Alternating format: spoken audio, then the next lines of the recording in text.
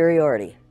The myth of race has to be maintained at all costs in this country, because if white people have to give up the color of their skin as being something that makes them perfect, what do they have left?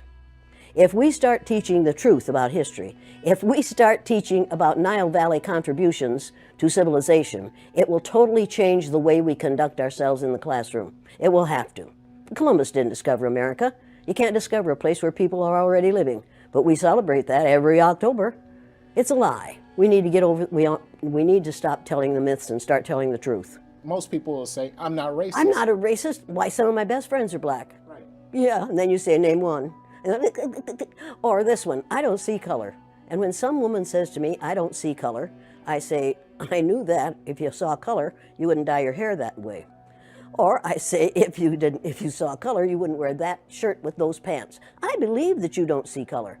It's an attempt to deny skin color. And it's an attempt to deny what's wrong with seeing the color of my skin. Is it all right for you to see me kind of pink? That's okay for me. I don't mind. And I suspect that you don't mind being seen the color you are. You have a right to be what you are. And until people in this country and people in this world get it into their heads that the first modern human beings that evolved on this earth were black women. They evolved in sub-Saharan Africa about 280,000 years ago, and every human being on the face of the earth today has the memory of those black women's genetic structure in their genes. Now, we don't want to admit that, but that's the way it is. And as people moved farther and farther from the equator, their bodies produced less and less melanin, so their hair, their skin, and their eyes got lighter. As they moved into the east, they ate a lot of fish and a lot of vegetables, so their skin took on a different tone. I found that out when I was raising little kids. My husband worked in a supermarket. He was the head of the produce department. And they had lots of oranges that they couldn't sell, so he'd bring them home, and I was feeding my kids orange juice like you never saw in your life.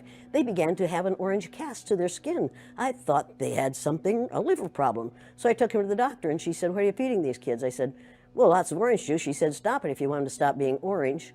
Now, if you think that skin color isn't anything other than the body's natural reaction to the natural environment, get over it. If all white people are racist, according to you, can they be reprogrammed? Well, of course they can. Of course they can. How? Of course they can be. It's called education. I'm an educator. The word educator comes from the root duc dus, which means lead, the prefix e, which means out, the suffix ate, which means the act of, and the suffix or, which means one who does.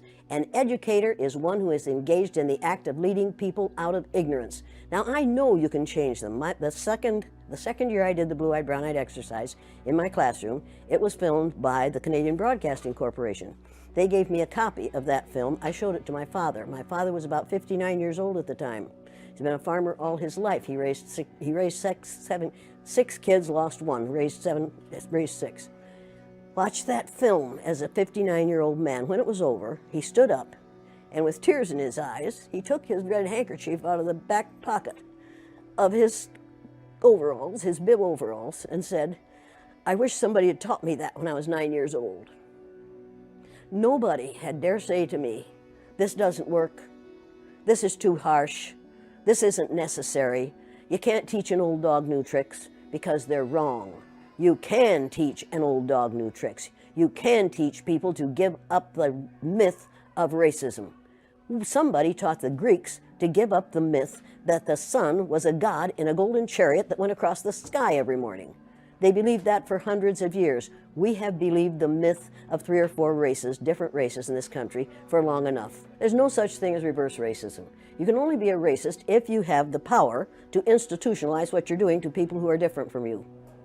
What we're calling reverse racism is natural reaction to being treated unfairly on the basis of somebody else's ignorance. Now, don't ever let anybody say to you or about anyone around you that people don't like that person because of the color of their skin. That isn't the reason white people don't like people of color. They don't like people of color because they don't understand about skin color.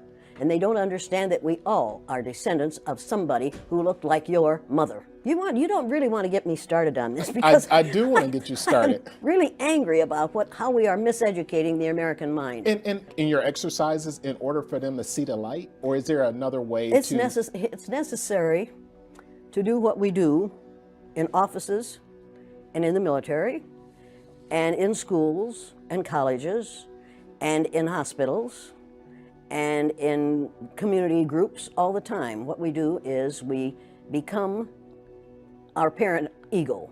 We go into our parent ego state, and that forces all those we're working with into their child ego state.